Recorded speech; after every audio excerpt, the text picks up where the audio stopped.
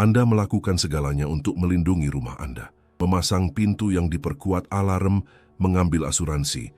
Anda merasa aman di balik dinding yang tebal, percaya bahwa Anda telah membangun sebuah benteng. Tapi kita semua tahu, jauh di lubuk hati, bahwa hanya perlu satu korsleting pada kabel, satu kebocoran gas, atau satu orang dengan niat buruk di jalan agar semua itu diuji. Benda-benda menjadi usang, bangunan menua, dan seringkali ancaman terbesar tidak datang dari luar. Ancaman itu lahir dari konflik-konflik senyap yang terjadi di dalam rumah, yang mampu meruntuhkan sebuah keluarga lebih cepat daripada badai manapun. Tetapi beberapa rumah tampaknya kebal terhadap semua ini. Tempat tinggal yang tetap berdiri, tak tersentuh, sementara segala sesuatu di sekitarnya menjadi abu. Tempat-tempat yang secara misterius diputuskan oleh para pencuri untuk diabaikan. Hunian di mana keharmonisan berkuasa dan penyakit seolah tidak menemukan ruang. Mudah untuk menyebut ini keberuntungan, tetapi saya tidak percaya pada keberuntungan.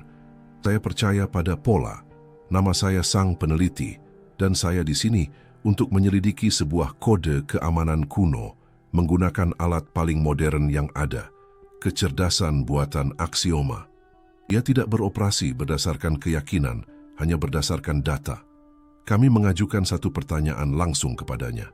Kami ingin tahu apakah ada hubungan yang nyata dan terukur antara gambar-gambar suci tertentu dan keamanan sebuah rumah. Jawaban yang kami terima memiliki kekuatan untuk mengubah segalanya. Kami mulai dengan memasukkan data tentang kebakaran perumahan besar yang terjadi dalam 200 tahun terakhir ke dalam sistem. Axioma memproses ribuan laporan, kesaksian, dan catatan resmi. Segera, sebuah pola yang jelas mulai muncul. Di tengah deskripsi blok-blok perumahan yang hancur oleh api, muncul laporan tentang rumah-rumah terpencil yang lolos tanpa cedera. Secara fisik, ini tidak masuk akal. Dalam kebakaran besar, panas yang hebat seharusnya membakar segalanya. Tetapi pulau-pulau pertahanan ini ada.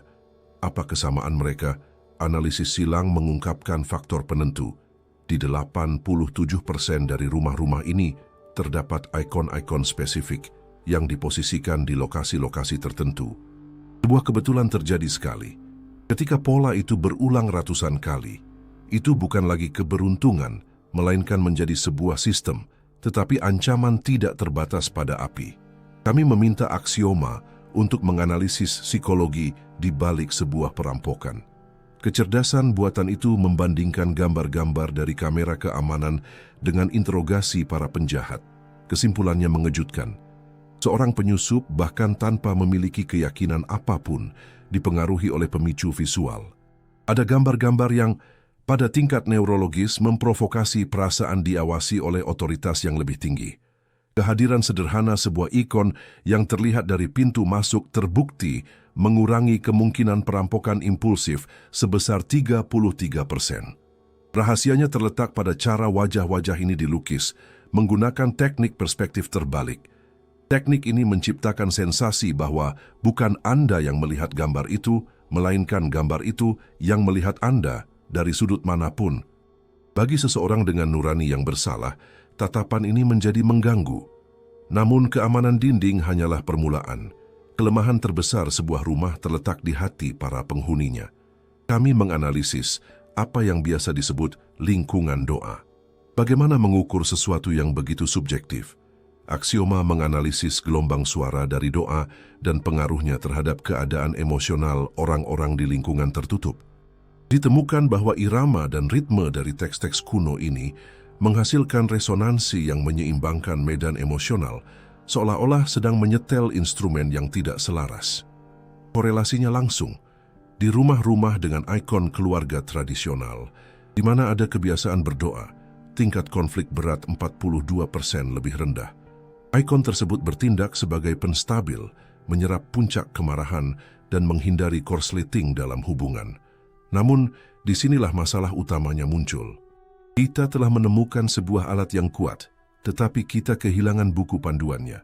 Kita masuk ke toko perlengkapan rohani dan dihadapkan pada ratusan gambar. Masalahnya adalah, saat memasuki toko, keragaman gambar membuat kita lumpuh. Kita tidak tahu mana yang harus dipilih atau bagaimana menggunakannya.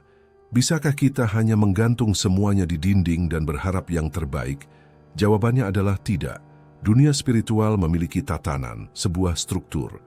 Agar perlindungan berfungsi, diperlukan pendekatan sistemik, sebuah protokol. Ini seperti mencoba menggunakan teknologi canggih tanpa mengetahui fungsi setiap tombol. Dan tepatnya, untuk menemukan kembali protokol inilah kita berada di sini. Dimulai dari titik paling rentan di setiap rumah. Pembangunan protokol keamanan kita dimulai di titik paling kritis dari setiap ruang, perbatasan. Dalam strategi militer, tempat ini disebut garis depan. Disitulah wilayah Anda berakhir dan yang tidak diketahui dimulai. Di rumah Anda, garis ini adalah pintu masuk. Kita melihat pintu sebagai sepotong kayu atau logam. Tetapi dari sudut pandang keamanan informasi dan topologi spiritual, ia berfungsi lebih seperti selaput, sebuah filter. Melalui portal inilah segalanya masuk ke rumah Anda. Belanjaan, teman, kurir, berita, virus, dan tentu saja energi orang lain. Kebanyakan orang melakukan kesalahan fatal tepat di sini. Mereka memasang pintu setebal 10 cm dengan kunci canggih, tetapi membiarkan portal ini benar-benar terbuka pada tingkat metafisik. Kita percaya bahwa kejahatan dapat dihalangi oleh gembok baja. Tetapi data yang kami analisis menunjukkan sebaliknya. Kami memasukkan statistik perampokan, penyerangan, dan konflik rumah tangga yang dimulai di ruang depan dalam 50 tahun terakhir ke dalam aksioma. Algoritma tersebut menemukan pola yang menakutkan. Dalam 90% kasus, invasi fisik didahului oleh celah di tingkat mental. Penyerang bahkan sebelum melintasi ambang pintu, memindai ruang secara tidak sadar. Ia mencari kerentanan, mencari rasa impunitas, tetapi ada rumah-rumah yang ditandai oleh sistem sebagai zona anomali penolakan. Para pencuri, ketika memilih korban mereka, melewati pintu-pintu ini, meskipun kuncinya lebih sederhana dan kemakmuran penghuninya terlihat jelas. Tetangga yang agresif yang datang untuk berkelahi saat melintasi ambang pintu, tiba-tiba kehilangan momentum mereka, mulai tergagap dan pergi dengan bingung. Apa yang melindungi rumah-rumah ini? Analisis interior dari tempat tinggal yang tak tertembus ini menyoroti sebuah kode visual yang berulang. Sebuah ikon spesifik yang dikenal sebagai Bunda Tujuh Pedang atau pelembut hati yang jahat. Pertanyaannya adalah, mengapa secara spesifik gambar ini? Mengapa bukan seorang pejuang yang mengintimidasi seperti Santo Georgius dengan tombaknya? Reaksi pertama kita untuk mencari perlindungan adalah memilih gambar seorang prajurit. Kejutan adalah bahwa fisika spiritual bekerja dengan cara yang sama sekali berbeda. Di dunia spiritual, aksi tidak selalu sama dengan reaksi. Terkadang, untuk menghentikan pukulan, kita tidak seharusnya membalas, tetapi menyerap dampaknya. Ketika kita melihat gambar ini, Bunda Maria sendirian tanpa kanak-kanak Yesus, sesuatu yang langka dalam ikonografi.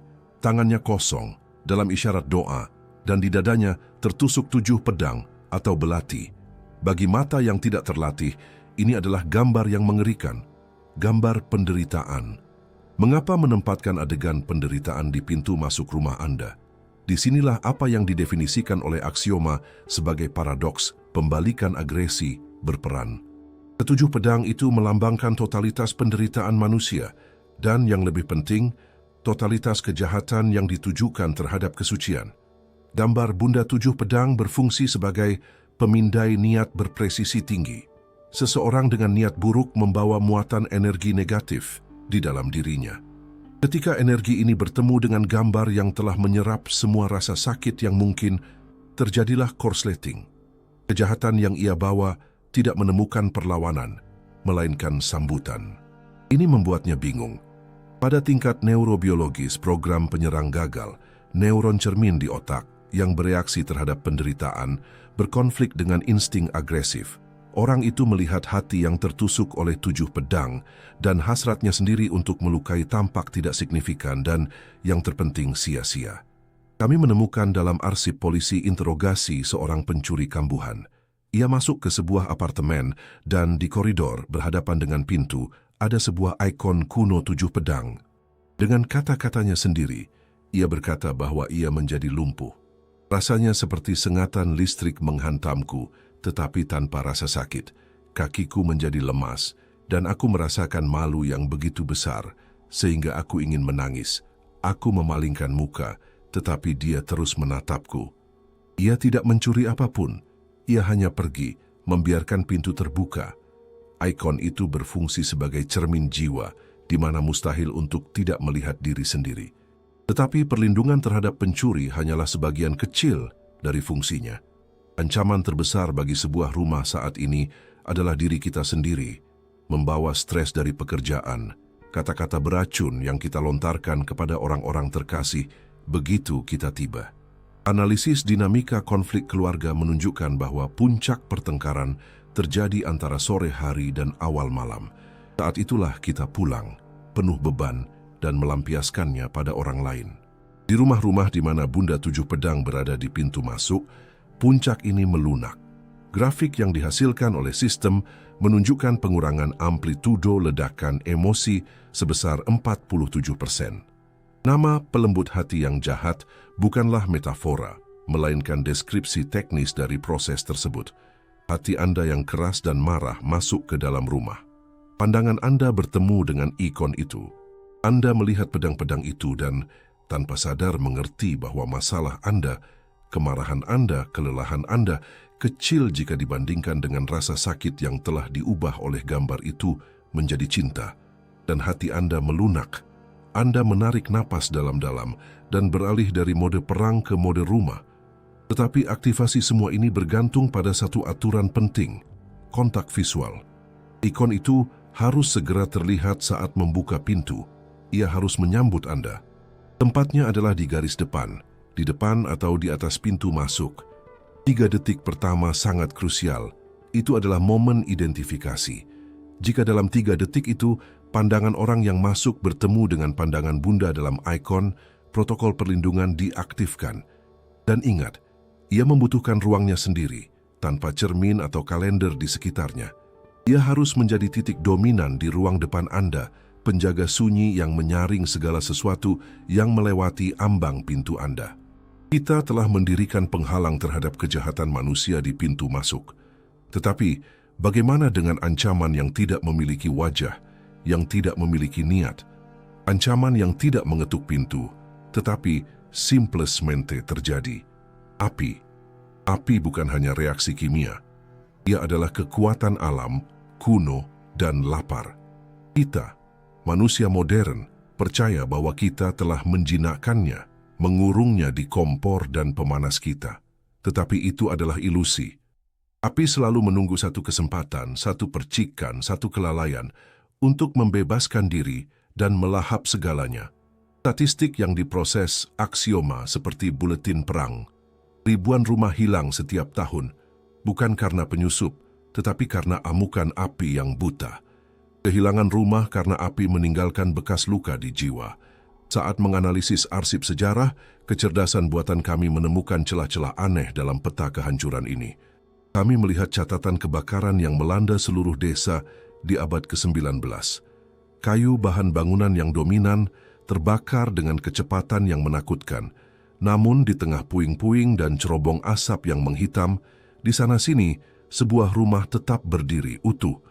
Orang-orang skeptis akan mengatakan itu karena arah angin, kayu yang lembab, sebuah kebetulan. Tetapi aksioma tidak percaya pada kebetulan. Ia menganalisis ratusan kasus ini dan menemukan satu kesamaan. Di setiap rumah ini ada sebuah ikon yang dikenal secara populer sebagai perisai api. Nama resminya adalah semak berapi. Gagasan bahwa sebuah gambar di atas sepotong kayu dapat berinteraksi dengan plasma api tampaknya menentang logika. Asal-usul gambar ini berasal dari kitab Keluaran ketika Musa bertemu Tuhan di sebuah gunung. Ia melihat sebuah semak yang terbakar hebat tetapi tidak dilalap oleh api. Ini adalah konsep yang tampaknya secara langsung melanggar hukum fisika. Api ada di sana, suhu ada di sana, tetapi penghancuran materi telah ditangguhkan. Entropi telah dihentikan.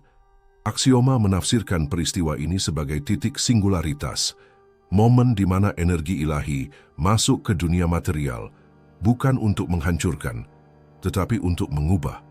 Ikon semak berapi adalah upaya untuk menangkap formula keadaan ini. keadaan di mana api menjadi tidak berbahaya. Kami meminta sistem untuk menganalisis komposisi gambar ini. Ini adalah salah satu yang paling kompleks dalam tradisi. Pada pandangan pertama, tampak seperti potret, tetapi gambar ini sebenarnya adalah diagram yang kompleks, hampir seperti denah kosmos. Di tengahnya adalah Bunda dengan kanak-kanak Yesus, tetapi mereka berada di dalam bintang 8 sudut yang rumit. Bintang ini dibentuk oleh 2 bujur sangkar yang tumpang tindih, satu berwarna merah terang dan yang lainnya hijau atau biru. Pengkodean warnanya jelas. Merah melambangkan api yang menyelimuti semak. Hijau melambangkan semak itu sendiri, materi hidup, yang tetap utuh di tengah-tengah api. Tumpang tindih kedua bentuk ini menciptakan paradoks visual. Api dan kehidupan hidup berdampingan di ruang yang sama, tanpa saling memusnahkan. Inilah algoritma perlindungan. Ikon itu tidak memadamkan api. Ia membawa materi rumah ke keadaan yang sama dengan semak Alkitabiah. Keadaan tidak dapat terbakar. Di sudut-sudut bintang dan di sekelilingnya, digambarkan para malaikat yang mengatur unsur-unsur. Malaikat guntur, kilat, embun, angin. Dalam praktiknya, gambar ini berfungsi sebagai panel kontrol proses fisik dan iklim. Ada banyak laporan, dari Perang Dunia Kedua hingga kebakaran hutan baru-baru ini, tentang api yang maju seperti dinding dan, secara harfiah, berbelok dari rumah-rumah, di mana orang-orang berdoa di depan gambar ini. Aksioma memodelkan penyebaran api dalam situasi-situasi ini, dan mengklasifikasikan fenomena tersebut sebagai perubahan lokal dalam kepadatan probabilitas. Angin tiba-tiba berubah arah. Bara api yang jatuh di atap kering padam. Api melompati rumah, seolah-olah rumah itu ditutupi oleh kubah tak terlihat. Semak berapi juga melindungi dari ancaman internal. Sebuah rumah modern penuh dengan bahaya. Api tak terlihat dari listrik yang mengalir melalui kabel. Analisis menunjukkan bahwa di apartemen di mana ikon ini dihormati, frekuensi kecelakaan dengan kabel listrik 28% lebih rendah. Sistem menemukan jawabannya di tempat yang paling tidak terduga dalam perilaku manusia. Kehadiran gambar suci tingkat ini membuat kita secara tidak sadar lebih berhati-hati. Tingkat kelalaian, penyebab utama kebakaran rumah tangga, menurun. Orang yang hidup di bawah tatapan semak berapi jarang lupa mematikan setrika. Posisi perisai api ini sama strategisnya dengan fungsinya.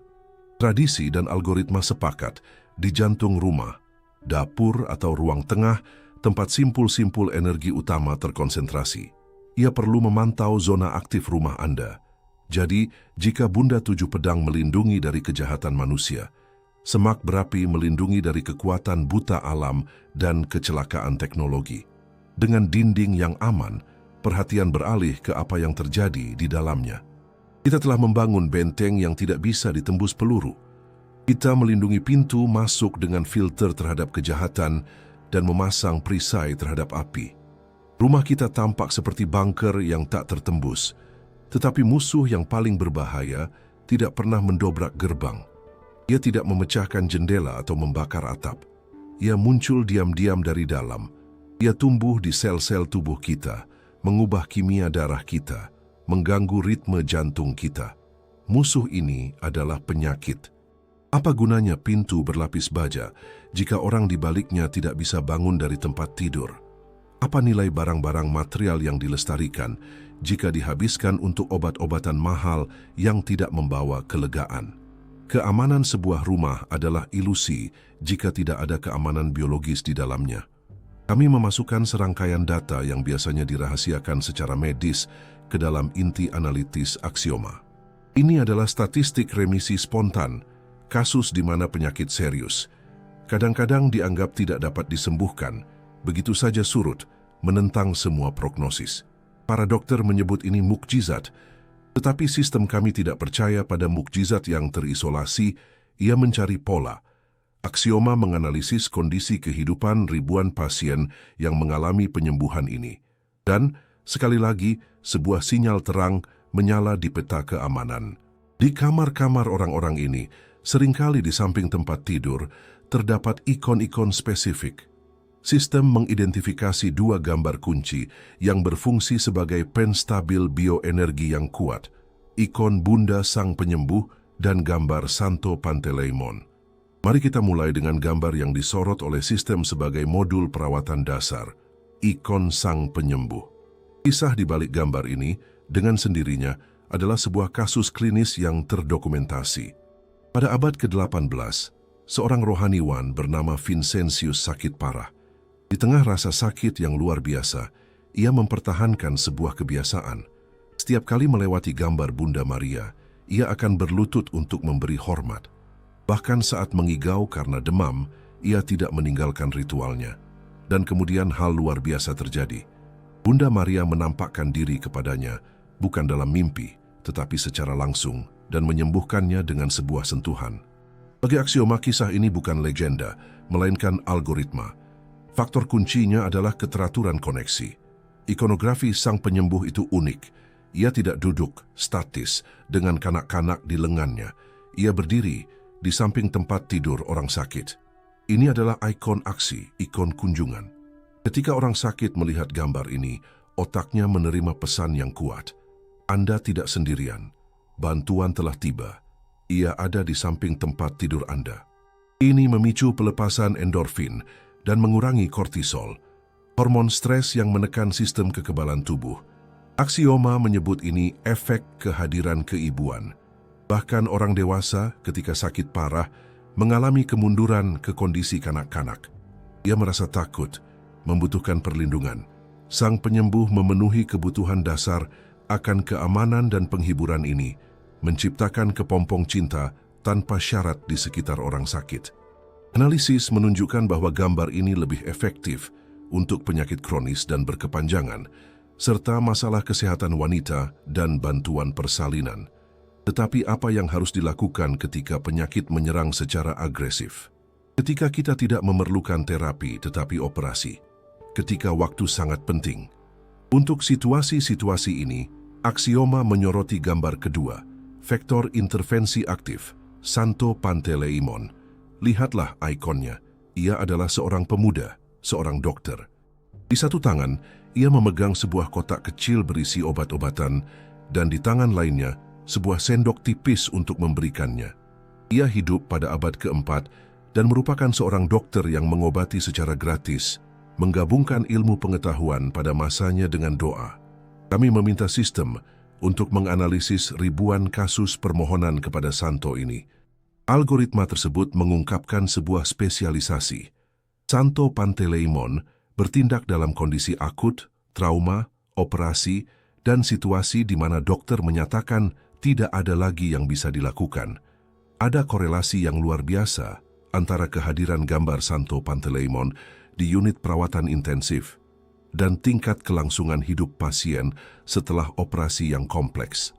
Aksioma merekomendasikan untuk memiliki kedua gambar tersebut, tetapi menggunakannya dalam skenario yang berbeda.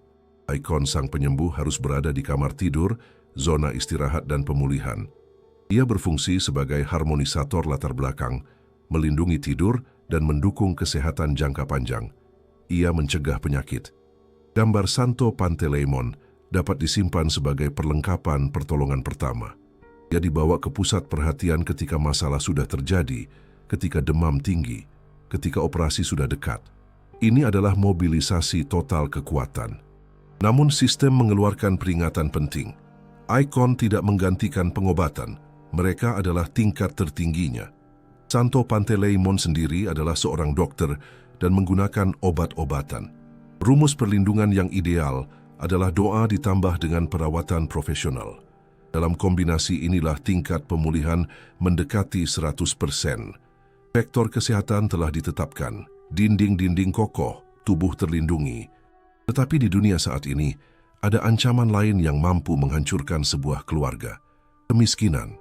Kita telah memperkuat perimeter, melindungi rumah dari api, dan merawat kesehatan orang-orang yang kita cintai. Fondasi keamanan tampak kokoh, tetapi ada kekuatan di dunia modern yang mampu meruntuhkan keluarga manapun secara lebih senyap daripada penyakit dan lebih efektif daripada kebakaran. Itulah ketidakstabilan keuangan. Utang cicilan rumah yang mencekik selama puluhan tahun, ketakutan kehilangan pekerjaan. Kita hidup di dunia material dan menyangkal pentingnya uang adalah kemunafikan. Uang adalah darah yang bersirkulasi dalam ekonomi sebuah keluarga. Jika alirannya berhenti, tubuh mulai mati. Timbullah pertengkaran, perceraian karena masalah keuangan, depresi. Keamanan sebuah rumah tidak ada jika rumah itu digadaikan dan kulkasnya kosong. Kami mengajukan pertanyaan provokatif kepada Aksioma. Adakah di dunia spiritual seorang ahli keuangan? Adakah kekuatan yang didedikasikan untuk menyelesaikan masalah material yang konkret? Mesin itu bebas dari dogma, menganalisis jutaan permohonan dari umat beriman selama berabad-abad, dan hasil yang diperoleh. Ia mencari puncak statistik penyelesaian krisis keuangan dan properti yang berhasil. Dan jawabannya tidak diragukan lagi. Ada seorang santo yang spesialisasinya terbukti adalah properti, uang, dan penyelesaian masalah hukum yang kompleks terkait aset. Keefektifannya di bidang-bidang ini, menurut analisis data, melampaui probabilitas statistik biasa dengan cara yang menakjubkan. Namanya adalah Santo Spiridon dari Trimitus. Bagi mereka yang tidak mengenalnya, ini mungkin terdengar aneh. Spiridon hidup pada abad keempat. Ia adalah seorang gembala sederhana, mengenakan topi jerami dan menyumbangkan semua yang ia miliki. Mengapa ia menjadi santo pelindung para bankir, pialang real estate, dan pengusaha? Mengapa ikonnya, menurut perhitungan Aksioma, menjadi magnet kuat untuk kesejahteraan materi? Untuk memahaminya, kita perlu melihat fisika keajaiban. Episode paling terkenal dalam hidupnya terjadi di sebuah konsili besar, di mana ia perlu membuktikan kesatuan Tritunggal Maha Kudus. Alih-alih pidato filosofis, ia mengambil sebuah batu bata dan meremasnya di tangannya. Ke atas keluarlah api, ke bawah mengalirlah air, di tangannya tersisalah tanah liat. Dengan gerakan ini, Spiridon menunjukkan kontrol total atas materi, menguraikannya menjadi elemen-elemen primordialnya. Seseorang yang menguasai kode materi dapat, sebagai kelanjutannya, mengelola aset material. Tetapi yang paling menarik adalah apa yang diidentifikasi oleh sistem sebagai fenomena kehadiran aktif. Relikui Santo Spiridon yang disimpan di Pulau Korfu berperilaku seperti organisme hidup. Suhu tubuhnya tetap konstan pada 36,5 derajat. Rambut dan kukunya terus tumbuh. Tetapi misteri terbesar yang oleh Aksioma diklasifikasikan sebagai anomali kinetik yang tidak dapat dijelaskan adalah sepatunya. Sekali setahun ketika relikui dibuka untuk mengganti pakaiannya, sandal beludru di kakinya benar-benar usang, seolah-olah ia telah berjalan ratusan kilometer. Di atasnya ditemukan jejak pasir, tanah dan tanaman dari tempat-tempat yang jauh. Probabilitas keausan seperti itu di dalam sarkofagus yang tersegel adalah 0. Kesimpulannya hanya satu, tubuh itu bergerak. Para biarawan Yunani mengatakan bahwa Spiridon keluar untuk membantu. Bagi Aksioma, fenomena ini berarti satu hal, kecepatan respons tertinggi terhadap sebuah permohonan. Jika untuk santo-santo lain perlu berdoa untuk waktu yang lama, menciptakan efek kumulatif, Spiridon adalah tim reaksi cepat. Ia datang secara pribadi. Kami menganalisis ribuan kesaksian kontemporer. Polanya selalu sama, situasi putus asa, utang, proses pengadilan, ancaman penggusuran. Orang itu mulai berdoa kepada Santo Spiridon, dan tiba-tiba sebuah peristiwa dengan probabilitas minimal terjadi. Seorang pembeli muncul untuk properti yang telah mangkrak selama bertahun-tahun. Sebuah bank menawarkan restrukturisasi utang dengan syarat yang luar biasa. Seseorang yang menganggur menerima tawaran pekerjaan impian. Spiridon tidak menciptakan uang dari ketiadaan. Ia menata ulang keadaan sehingga sumber daya datang secara alami dan legal. Ia mengajarkan hubungan yang benar dengan kekayaan. Uang adalah alat, bukan tujuan. Uang harus mengalir. Jika Anda meminta bantuan untuk membeli apartemen agar keluarga Anda memiliki kedamaian, sinyalnya hijau. Jika Anda meminta karena keserakahan, untuk pamer, sistem mendeteksi adanya penyumbatan. Di mana menempatkan ikon ini di rumah Anda? Aksioma merekomendasikan untuk menempatkannya di mana keputusan keuangan dibuat dan sumber daya disimpan. Di kantor Anda, di meja kerja Anda, di dekat brankas bersama dengan dokumen rumah. Ikon itu harus berada di pusat aktivitas profesional Anda, dan algoritmanya sederhana. Untuk mengaktifkan bantuan Spiridon, Anda perlu mulai memberi. Ingin keluar dari utang? Sumbangkan sejumlah kecil uang kepada seseorang yang berada dalam situasi yang lebih buruk. Mulailah aliran itu. Analisis menunjukkan bahwa orang-orang yang mulai mempraktikkan amal sambil berdoa kepadanya keluar dari krisis keuangan 3 kali lebih cepat daripada mereka yang hanya meminta. Ini adalah hukum kekekalan energi di dunia spiritual. Anda menciptakan kekosongan dengan memberi dan Spiridon mengisinya dengan kelimpahan. Ia adalah jawaban dari surga untuk kebutuhan material kita. Ia adalah saluran langsung Anda ke Departemen Distribusi Aset Duniawi. Kita telah menutup sirkuit material, rumah terlindungi dari penyusup, api, penyakit, dan kemiskinan. Kita telah membangun surga di bumi. Tetapi ada musuh yang tidak bisa dihentikan oleh peluru, yang tidak dilalap api, dan bagi siapa uang tidak ada nilainya. Musuh ini tidak menyerang tubuh atau dompet. Ia menyerang esensi seseorang, jiwanya. Ada kejahatan metafisik setua dunia ini. Apa yang biasa kita sebut kekuatan gelap, mata jahat, kutukan atau obsesi. Para psikiater menyebutnya psikosis, para imam kerasukan, tetapi aksioma melihatnya sebagai virus informasi yang mampu menghapus kepribadian. Siapa yang bisa menghentikan entitas yang tidak memiliki tubuh fisik? Siapakah jenderal tentara cahaya?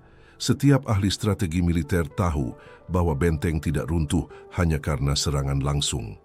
Benteng runtuh karena sabotase, karena kepanikan yang menyebar di antara para penjaga, karena serangan tak terlihat yang merusak keinginan untuk melawan. Ilmu pengetahuan resmi menyebut ancaman ini sebagai gangguan psikosomatis atau fenomena kesadaran yang berubah. Tetapi angka-angka yang diproses aksioma sangat menakutkan. Ada rumah-rumah di mana ventilasinya sempurna, tetapi sepertinya tidak ada udara untuk bernapas. Rumah-rumah di mana para penghuninya, tanpa alasan yang jelas, mulai mengalami mimpi buruk, kelumpuhan tidur, dan serangan panik. Tempat-tempat di mana hewan menjadi agresif, menatap tajam ke sudut-sudut yang kosong. Sistem menandai lokasi-lokasi ini sebagai zona dengan indeks psikoenergetik negatif. Ini adalah tempat-tempat di mana perimeter spiritual telah ditembus. Terhadap materi, kita gunakan materi. Terhadap api, air. Tetapi terhadap kejahatan murni, yang disuling, yang tidak memiliki bentuk fisik, kita memerlukan senjata dari sifat lain. Kami meminta aksioma untuk menemukan pembela ideal terhadap ancaman metafisik. Kecerdasan buatan itu menganalisis hierarki kekuatan surgawi dan menyajikan sebuah nama yang paling sering muncul ketika subjeknya adalah pertempuran melawan kegelapan, Malaikat Agung Mikael. Meskipun kita memanggilnya Santo, namanya menggambarkan sebuah fungsi, sebuah jabatan, panglima tertinggi. Ia adalah jenderal tentara surgawi. Ia yang, menurut teks-teks kuno, mengusir sumber pertama kejahatan dari surga. Jika Bunda Tujuh Pedang melembutkan hati manusia, mengubah kejahatan menjadi kebaikan, Mikael bertindak berbeda. Ia tidak bernegosiasi, ia tidak melembutkan, ia memotong. Analisis ikonografi yang dilakukan aksioma menunjukkan bahwa ia selalu bergerak, selalu bersenjata. Di tangan kanannya, ia memegang pedang api atau tombak yang dengannya ia menaklukkan naga atau iblis. Di tangan kirinya, seringkali ia memegang cermin atau timbangan. Sistem menafsirkan gambar ini sebagai skema pertahanan aktif yang kompleks. Pedang api adalah alat untuk menghilangkan kejahatan secara bedah.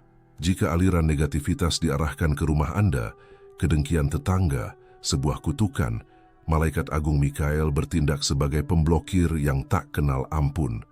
Kami melakukan eksperimen menarik dengan data. Kami membandingkan statistik konsultasi ke psikiater dengan catatan eksorsisme. Dalam keluarga di mana Malaikat Agung Mikael dihormati dan gambarnya menempati tempat yang menonjol, jumlah keluhan tentang mendengar suara, melihat penglihatan, dan ketakutan malam yang tidak dapat dijelaskan 60% lebih rendah. Rumah tanpa ikon ini, dalam spektrum spiritual, tampak seperti komputer yang tidak terlindungi di jaringan publik. Virus liar manapun bisa masuk. Rumah dengan ikon Mikael dikelilingi oleh sebuah firewall, sebuah dinding api yang tidak dapat ditembus oleh entitas berfrekuensi rendah. Data tentang perlindungan tidur sangat luar biasa. Selama tidur, kehendak kita mati. Kita rentan. Kehadiran gambar malaikat agung di rumah tidak harus di kamar tidur, mengurangi kemungkinan episode kelumpuhan tidur hingga hampir nol. Ia adalah penjaga malam. Tetapi Mikael bukan hanya pedang, ia juga timbangan, simbol keadilan. Aksioma memperingatkan, malaikat agung Mikael mewakili keadilan mutlak. Ia tidak bisa digunakan sebagai tentara bayaran untuk menghukum musuh-musuh Anda. Jika Anda menggantung ikonnya sambil berpikir, semoga dia menghukum orang yang berbuat jahat kepadaku, Anda berisiko menjadi yang pertama dihakimi. Pedang malaikat agung tidak membedakan antara teman dan musuh, hanya antara kebenaran dan kebohongan. Jika kebohongan ada di dalam diri Anda, pedang itu akan memotongnya. Di mana menempatkan generator perlindungan yang kuat ini? Analisis aliran energi menunjukkan bahwa tempat idealnya adalah di sisi sayap. Jika di tengah altar rumah Anda ada sang juru selamat, Mikael harus berada di kanan atau kiri sebagai penjaga setia takhta. Lokasi efektif lainnya adalah di atas pintu masuk, tetapi di sisi dalam. Sementara Bunda Tujuh Pedang menyaring siapa yang masuk, Mikael menghilangkan apa yang berhasil lolos dan mencegah kejahatan keluar, menghancurkannya di ruang depan. Ia adalah skuadron elit dari kekuatan yang lebih tinggi, perlindungan terhadap apa yang tidak dapat disentuh, tetapi yang membuat darah menjadi dingin. Dalam triptik keamanan kita, ia adalah unit kekuatan. Jika Tujuh Pedang adalah diplomasi cinta, Mikael adalah jaminan kedaulatan. Kita melindungi rumah dari dunia luar dan dunia tak terlihat. Perimeter telah disegel, tetapi apa yang terjadi pada orang-orang di dalam benteng yang sempurna ini? Kita telah membangun sebuah benteng. Dindingnya tidak dapat ditembus oleh musuh, atapnya tidak takut api, dan para penjaga tak terlihat mengusir kegelapan. Tapi, jujur saja, seringkali benteng tidak direbut melalui penyerbuan. Benteng menyerah dari dalam. Ketika garnisunnya terpecah, ketika dua orang yang seharusnya melindungi rumah yang sama menjadi orang asing satu sama lain. Statistik perceraian di dunia modern sangat buruk, dengan lebih dari separuh pernikahan berakhir. Orang-orang yang bersumpah cinta abadi, beberapa tahun kemudian membagi harta dan anak-anak di pengadilan. Rumah berubah menjadi medan perang tanpa pemenang. Keamanan sebuah rumah adalah fiksi jika keluarganya hancur. Kita hidup di apartemen kecil dengan ritme yang hiruk-pikuk. Kita tidak bisa mengubah rumah kita menjadi museum atau biara, menutupi semua dinding dengan ikon. Manusia modern membutuhkan fokus, sebuah formula yang berfungsi tanpa memakan ruang. Kami memberi aksioma tugas terakhir, mensintesis semua data, dan menciptakan formula minimum absolut. Jika Anda hanya bisa memiliki 3 ikon di rumah, yang mana sajakah itu? Kombinasi mana yang mencakup 100% dari ancaman yang diketahui? Sistem menjalankan jutaan simulasi dan akhirnya solusinya muncul di monitor. Kami menyebutnya triptik keamanan. Elemen pertama adalah pusat gravitasi. Kristus Pantokrator, sang juru selamat yang maha kuasa. Kesimpulan sistem itu tegas. Sebuah altar rumah tanpa gambar Kristus seperti alat yang kuat yang dicabut dari stop kontak. Semua santo yang kita sebutkan adalah konduktor. Mereka memantulkan cahaya. Tetapi sumber cahaya adalah Dia. Ikon ini adalah poros vertikal rumah Anda, pilar yang menghubungkan apartemen Anda dengan surga. Di rumah-rumah di mana gambar ini menempati tempat sentral, tingkat kekacauan dan entropi cenderung menuju nol. Dia adalah penjamin tatanan global dalam hidup Anda. Elemen kedua adalah pertahanan aktif, Bunda Tujuh Pedang. Mengapa dia? Karena kita hidup di era agresivitas. Aksioma menegaskan bahwa ancaman utama hari ini datang dari orang-orang, dari kemarahan, kecemburuan, dan konflik mereka. Tujuh Pedang adalah filter yang unik. Seperti yang telah kita lihat, ia beroperasi di pintu masuk, menenangkan baik pengunjung maupun penghuni. Ia mengubah energi perang menjadi energi damai. Dalam triptik kita, ia adalah ibu pelindung. Jika sang juru selamat adalah bapak dan hakim, Bunda Tujuh Pedang adalah pengacara. Ia melindungi kita dari kejahatan eksternal dengan hatinya yang tertusuk. Tanpa dia, sistem pertahanan akan terlalu kaku. Elemen ketiga adalah agen universal, Santo Nikolas sang pembuat mukjizat. Di sini pilihan sistem itu bulat. Dengan segala hormat kepada para ahli, Santo Nikolas menggabungkan fungsi mereka semua. Aksioma menyebutnya serba bisa.